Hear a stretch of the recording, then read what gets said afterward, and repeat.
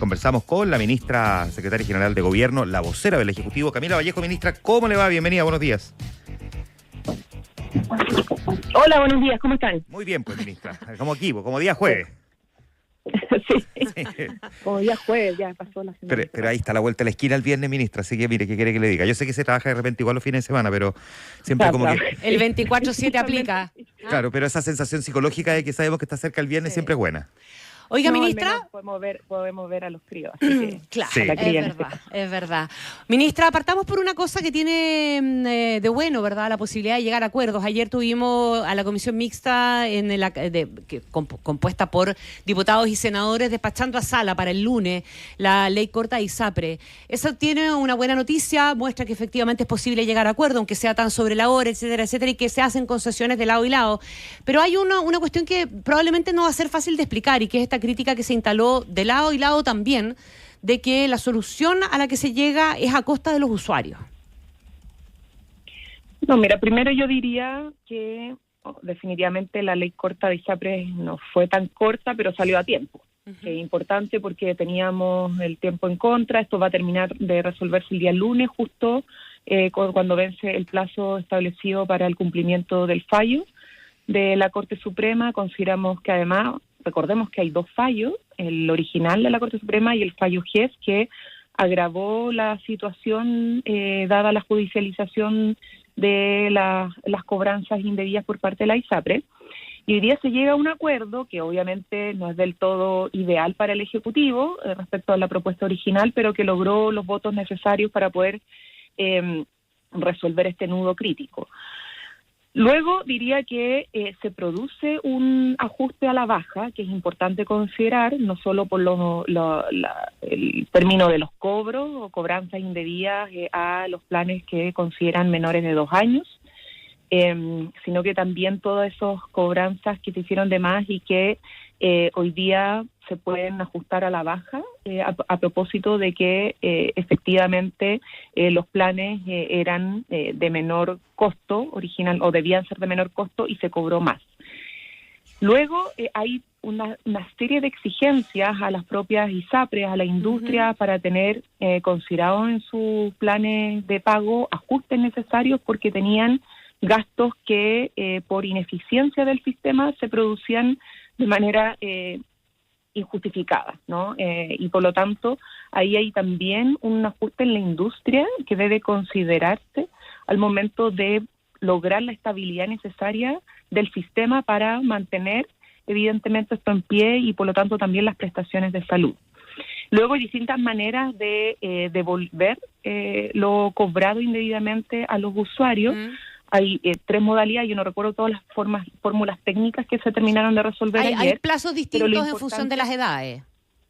Sí, eso sí, hay plazos distintos, hay un grado de urgencia mayor para los mayores de 80 años, luego para los mayores de 65 años, y en eso evidentemente se considera el grado de vulnerabilidad de los usuarios, pero lo importante en esto es que si algún usuario se cambia de ISAPRE a FONASA, la devolución se la tienen que hacer sí o sí igual.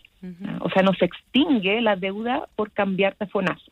Eso es importante considerar porque en un momento se señaló que se extinguía con el traslado y eso no va a ser así. Y lo que hubo que ceder, entre otras cosas, fue el plazo para devolver el general, no esto de los grupos prioritarios, que era de un máximo de 10 años, un máximo de 13 años. Evidentemente a nosotros no nos gustaba la idea de extender más el plazo, pero fue lo que permitió también lograr los acuerdos con la oposición en la comisión mixta. Ahora, en esta idea de que se está haciendo a costa de los usuarios, alguien puede decir tiene que hacerse a costa de alguien, ¿verdad? O a costa de la ISAPRE, o a costa de los usuarios, o a costa del Estado. Finalmente, la extensión del plazo y la idea de que va a haber reajustes, que es una cuestión que siempre ha existido y va a tener ciertas normas, es lo que lleva a ciertos parlamentarios a decir eso. ¿No va a generar esos inconvenientes en la sala de la Cámara, fundamentalmente, ministra? Mira, es que esto, toda esta discusión ha sido compleja. Yo partía diciendo que nosotros presentamos una ley corta para poder resolver rápidamente esta situación y no se ha podido sacar rápidamente porque han habido distintas posiciones. Por un lado, unos que han tensionado a que le demos más garantía a la ISAPRE y por otro lado, quienes han tensionado, y esto no tiene necesariamente que ver con oposición o oficialismo, otros que han tensionado más a ser más drástico con las ISAPRES, pero nosotros tratamos de buscar el punto de equilibrio porque la idea principal es cumplir el fallo de la Corte Suprema, o sea, todas las medidas que se han propuesto van en el marco de lo que es posible hacer dado el fallo de la Corte Suprema, y en segundo lugar, que es una cuestión humana, es garantizar que los usuarios no se vean afectados, ¿ya? Y particularmente porque los usuarios no es que se vean afectados directamente porque un ISAPRE quiebre, sino porque si quiebra un ISAPRE, la relación que tiene, por ejemplo, con los prestadores de salud, con las clínicas, se puede haber afectado y, por lo tanto, las prestaciones directamente de los usuarios. O sea, la atención médica que tiene una clínica, por ejemplo. Entonces, en ese sentido, aquí no es que se está haciendo a costa del usuario, se está haciendo en pos de garantizar la solvencia del sistema al mismo tiempo que se cumple un fallo y, por lo tanto, no se genera una crisis adicional en los prestadores, como también en FONASA, porque FONASA ya ha recibido una cantidad importante de miles de usuarios de la ISAPRE, y nosotros estamos con los temas, además de los tiempos, tratando de reducir los tiempos de las listas de espera. Por lo tanto, una fuga masiva adicional a FONASA produciría evidentemente un perjuicio a las posibilidades de seguir combatiendo o disminuyendo los tiempos de las listas de espera. Entonces aquí tenemos como decía anteriormente, un ajuste a la baja en un grupo importante de usuarios que se les cobró más de lo que debía ser, y tenemos una posibilidad de ajuste de planes al alza con un tope máximo de 10% en aquellos casos donde hubo un cobro que fue menor a lo que debía haber sido el plan. Por otro lado, tenemos exigencias para la solvencia del sistema a las propias ISAPRES, que tienen que presentar sus planes, que tienen que ser revisados por esta comisión asesora, ¿no? Y resuelto además por la superintendencia, porque viene todo ese proceso ahora, ¿no? De que ellos presentan un plan, de que a cada usuario se le va a determinar su cuenta especial para recibir la devolución, que va a conocer el monto ratificado y verificado por esta comisión de asesores más la superintendencia de salud. ¿Ya? Y en eso van a haber distintas modalidades de evolución con un plazo máximo en aquellos casos extremos de 13 años. Y por último, lo del ICSA, que efectivamente todos los años se producen ajustes al alza de los planes, todos los años, todo independientemente de esa ley corta. Y lo que se va a hacer es que ese ajuste no considere los valores FONASA, sino que los del mercado de la ISAPRE, por una cuestión de racionalidad financiera del mercado. Bien, ministra, déjeme llevarla ahora a la otra discusión legislativa también que es relevante, en la cual se ha tratado de avanzar y ha sido tan difícil, ¿no? La reforma del sistema de pensiones. Hay un acuerdo, entre el gobierno y los senadores, que definieron separar el proyecto en 6 temas que se van a abarcar en 2 sesiones cada uno, o sea, una metodología para poder tramitar en el fondo el proyecto. Si se cumple ese cronograma, va a significar en la práctica analizar o terminar de analizar estos 6 temas en aproximadamente 6 semanas de trabajo legislativo, es decir, a comienzos de julio, considerando que hay 2 semanas distritales entre medio, lo que aleja la idea de que la reforma previsional se vote en general en mayo, como lo había planteado la semana pasada el presidente Gabriel Boric. ¿Cómo miramos el vaso? ¿Medio lleno o medio vacío? O sea, yo diría que se ajusta a la solicitud del presidente en la medida que estaba estancado el proyecto y que se debía poder destrabar durante el mes de mayo, y así está haciendo, ¿no? Hoy día ya podemos tener un cronograma, podemos tener certezas de que durante mayo esto va a avanzar significativamente, no solo con la votación general del proyecto, sino que en sus indicaciones, su articulado específico, y me parece evidentemente positivo de que tengamos acuerdo al menos en tiempo y en cronograma en el corto plazo, ¿no? Porque esto algunos lo están planteando, yo quiero recordar en esto, Juan Manuel, que hace una semana atrás sectores de la oposición decían que la reforma de pensiones tenía que votarse en el segundo semestre de este año. Incluso dijeron después de las elecciones municipales. Claro. Como que las elecciones marcaban los tiempos políticos de la reforma de pensiones. Y nosotros dijimos, no, aquí, independientemente de los procesos electorales, la reforma de pensiones es una reforma de las más prioritarias de la ciudadanía, porque la gente necesita saber qué va a pasar con su pensión a fin de mes, los actuales jubilados.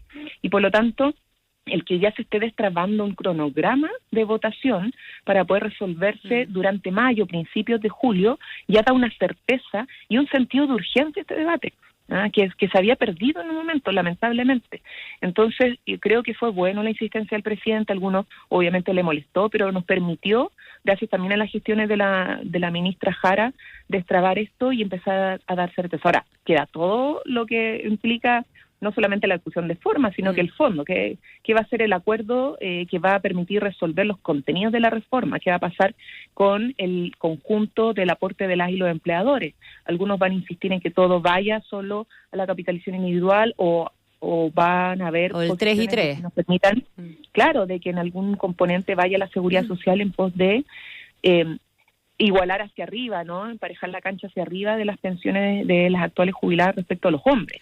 Eso es algo que todavía hay que ir viendo, pero por lo menos tenemos ya plazos para decir, ok, veamos cómo resolvemos la diferencia, pero votemos, ¿no? Y no estemos dando vueltas eternamente en conversaciones que no terminan de resolver nada. Vaso medio lleno entonces en el tema de pensiones. Ministra, déjeme llevarla al tema de la seguridad y en un cruce que no es forzado, porque tiene algún cruce con la situación de Putre, dada la crítica, ¿verdad?, que se está levantando respecto al desempeño del ejército, la transparencia, etcétera, etcétera. Hoy día estamos discutiendo temas de seguridad y muchos de ellos tienen que ver justamente con la participación del ejército en esas labores de seguridad. ¿Cuánto se puede contaminar la discusión parlamentaria a propósito de eso justamente?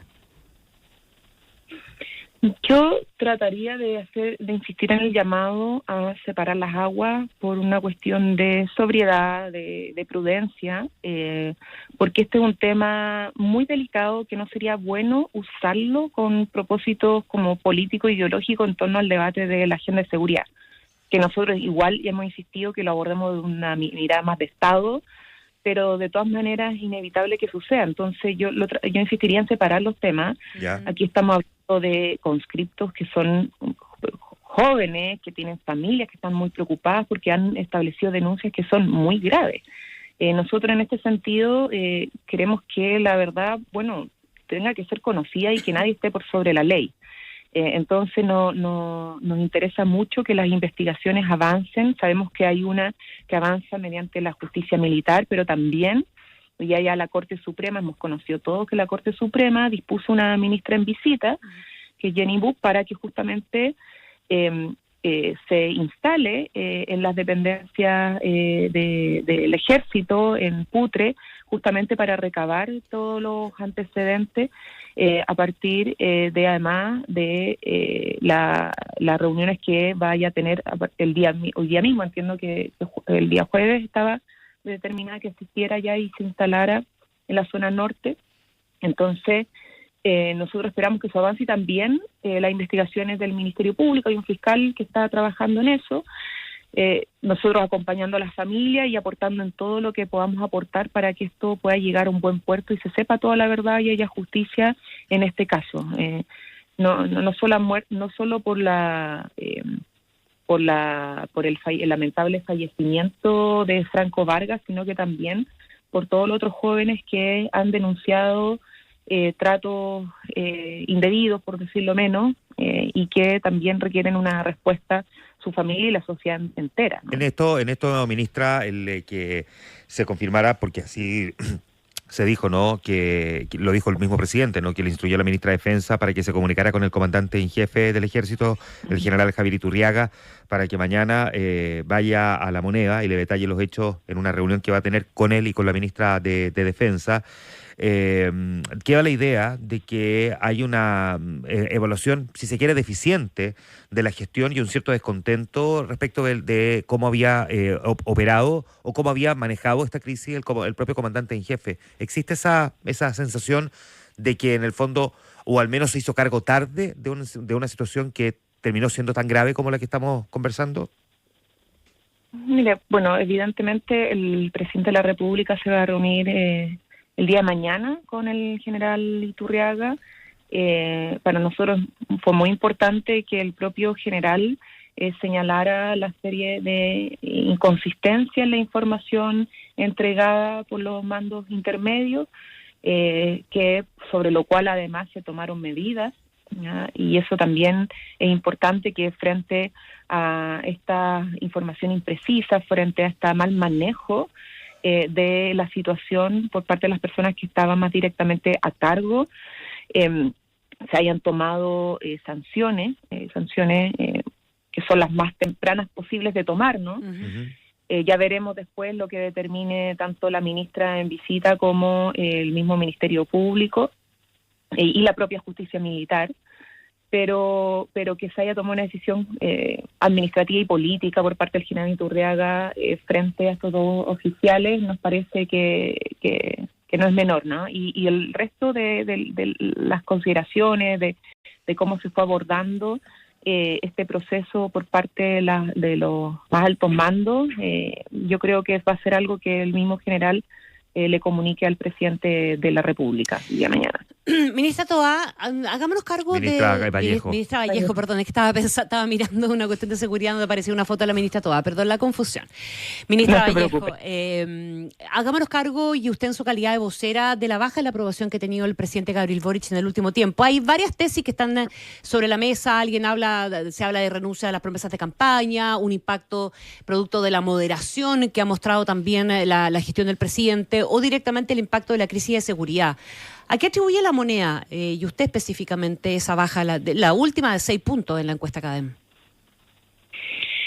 Bueno, que tenemos distintos tipos de encuestas todas las semanas o cada mes, son radiografías, fotografías de los momentos. Obviamente no han sido días fáciles para el país y por lo tanto tampoco para el gobierno, pero creemos que tenemos un problema también un tanto estructural en las evaluaciones del sistema político en general, que repercute también en el Ejecutivo, pero veamos también el Parlamento, la evaluación del oficialismo, de la oposición, están menos del 12%, los partidos políticos. Entonces, lo que nosotros creemos, en el fondo, es que hay una evaluación crítica de la ciudadanía respecto a la capacidad del sistema político y sus representantes de resolver los temas que son urgentes, ¿no? Y por lo tanto, en la medida que no resolvemos, que nos demoramos, que nos entrampamos, yo creo que esa mirada crítica o esa percepción crítica de la ciudadanía se agudiza. Entonces, ¿qué es lo que hemos dicho? Independientemente de los altos y bajos de la encuesta o de las bajas estructurales también de la evaluación de las encuestas a los partidos, el Parlamento o el Ejecutivo, es que tenemos que decir cómo resolvemos, cómo llegamos a acuerdo, por ejemplo, en pensiones. ¿Cómo vamos a resolver en el cronograma de compromisos que tenemos? Y esto va a ser materia, obviamente, durante el año, de los temas asociados, por ejemplo, a educación. Nosotros estamos trabajando en una propuesta del pago de la deuda histórica de los profesores. Sabemos que hay un tema pendiente ahí.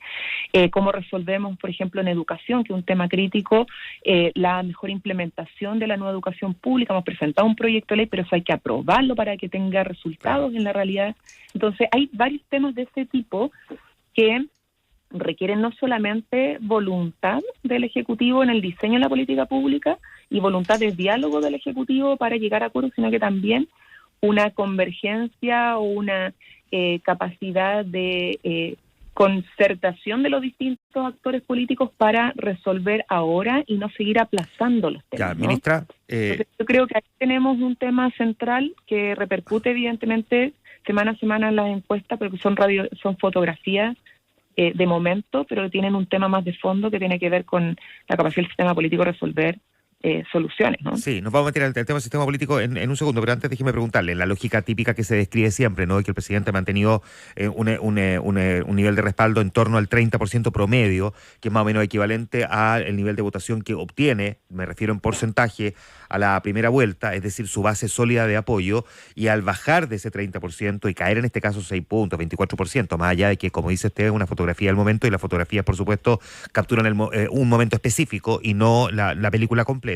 Hay quienes interpretan que esa base de apoyo al presidente se ha sentido incómoda cuando el presidente, no sé, voy a graficarlo solo en una frase, toma distancia, por ejemplo, de la imagen del perro matapaco, que hemos visto incluso algunas figuras dentro del mundo de la izquierda también cuestionar el que haya tomado tomado distancia de esa imagen. Ayer Ana María Gasmuri decía que les dolió, que lo sintieron como una pequeña traición. A usted como militante del Partido Comunista que apoyó movilizaciones en el octubre del 2019, pero al mismo tiempo también que es la ministra vocera del gobierno del presidente Gabriel Boric, ¿qué le pasó cuando el presidente tiene esta mirada crítica a ese ícono, por ejemplo, del perro matapaco?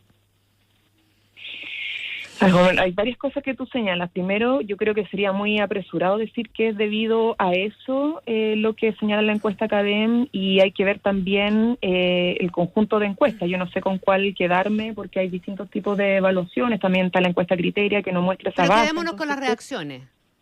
No, pero es que quiero poner en duda la tesis inicial que se plantea en la pregunta, que yo no sé si es que realmente tenga que ver con eso, un poco apresurado en decirlo, porque además hay distintas encuestas que muestran distintos comportamientos. Uh-huh. Pero en segundo lugar, respecto al tema en cuestión, a ver, aquí se ha centrado mucho la discusión en el tema de los símbolos del estallido, y el presidente ha hecho una evaluación respecto a una figura que en este caso es el perro matapaco, producto sobre todo del nombre que se le puso, más allá del simbolismo que pueda generar en la gente que participó en el estallido social, ¿no? O que apoyó el estallido social, y tiene que ver mucho con lo que eso podría también representado en términos simbólicos para la institución de Carabineros y los familiares, sobre todo de aquellos carabineros que han perdido la vida en distintas situaciones, distintos contextos.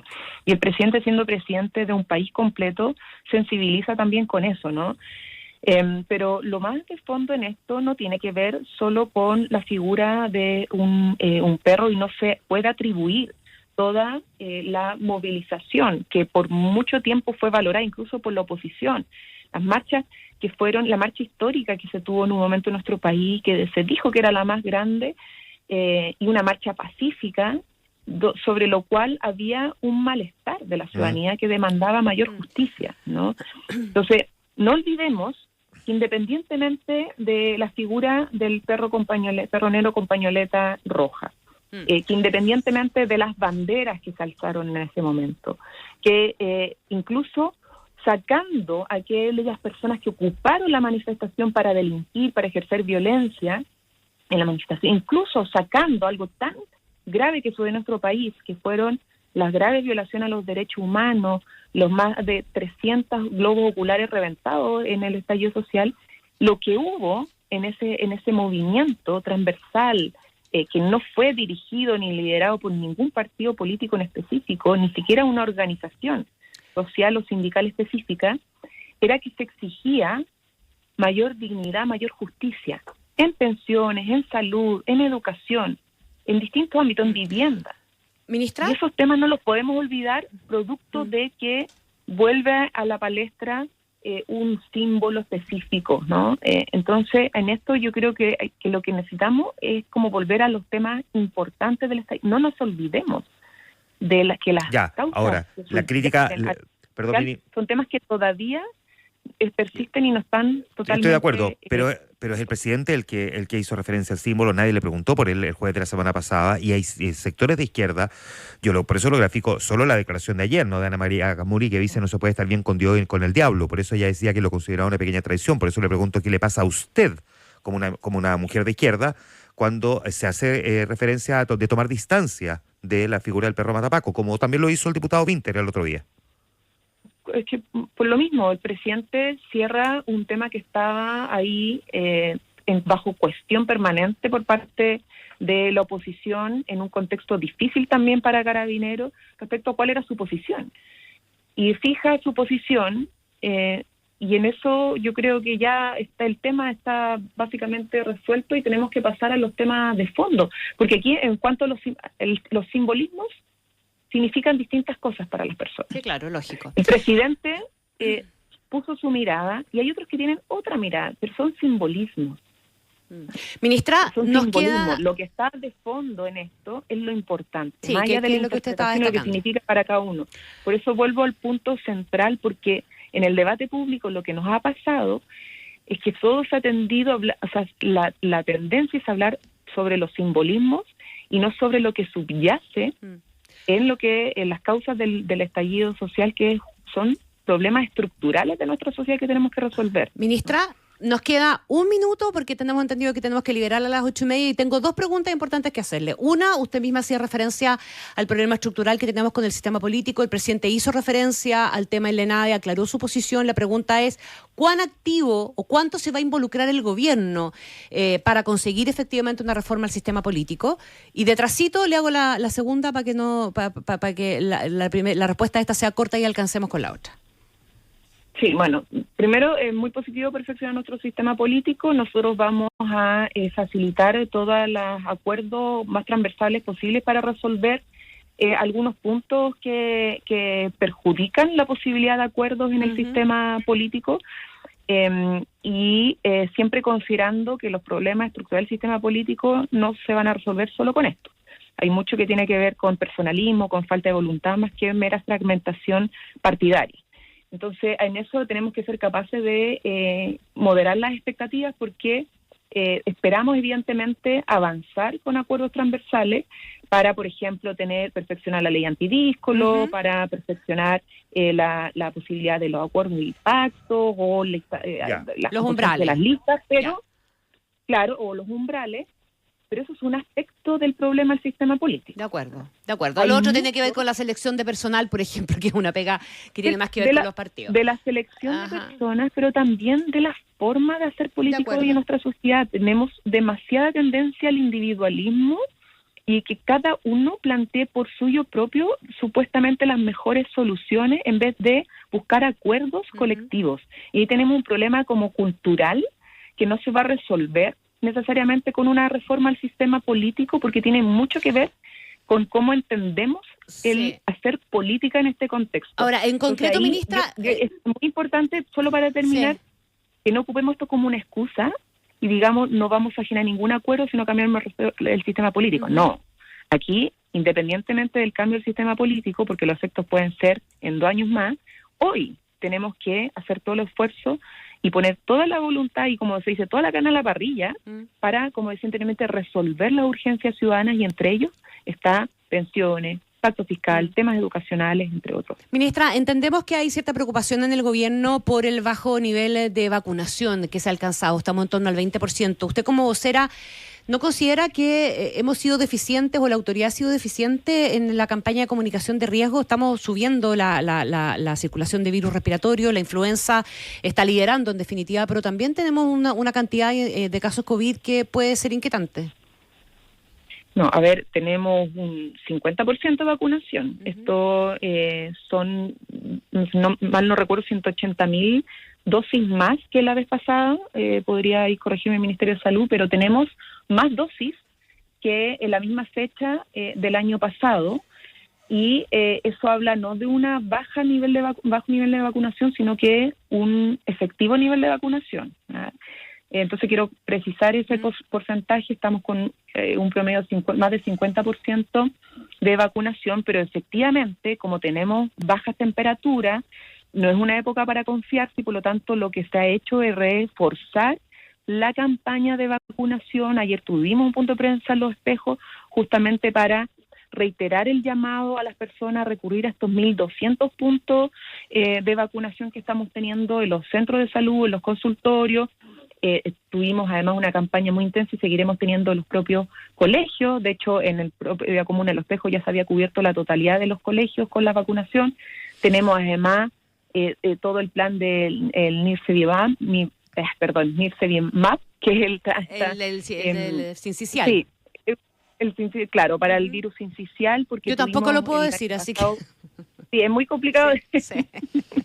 Es algo que no teníamos en nuestro país, que lo pudimos adquirir justamente para reforzar la vacunación y la protección a los recién nacidos y lactantes del virus respiratorio sincicial. Entonces primero superamos la mitad de la meta de cobertura para casi todas las regiones del país en materia de vacunación.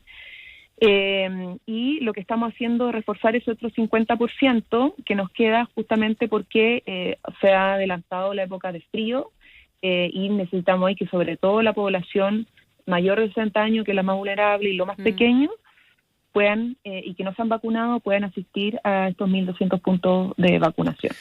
Bien, pues ministra, sabemos que tiene varios compromisos por delante. La ministra Camila Vallejo, que tenga buen jueves. El viernes está a la vuelta de la esquina, ministra. Sí, no quedó el tema de la colusión, pero Sí.